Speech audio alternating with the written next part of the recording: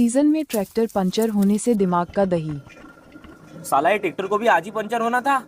साला हर बार सीजन में धोखा देता है। अभी ग्राहक फोन लगाएंगे। ये आया फोन किसका है? हेलो। आरती लेके आऊंगा तेरे पास में, तब जाके ट्रैक्टर लाएंगा क्या मेरे खेत में तू? अबे अभी तेरे खेत में ट्रैक्टर ला रहा था, लेकिन साला ये पंचर हो गया बे। अबे साले, क्या मेरे को तूने पागल समझ के रखा है क्या? मेरे सामने दो लोगों के नाम लेके गया तू अभी, और मेरे को गेम दे रहा है तू? अबे भाई मेरे गेम नहीं दे रहा हूँ बे, सही में पंचर हो गया। इस बार साले तू किसी तीसरे के खेत में जा रहा होगा, इसलिए मेरे को बोल रहा है कि पंचर हो गया करके। अबे साले तेरे को एक बार बोलता हूँ पंचर हो गया तो समझ में नहीं आता क्या?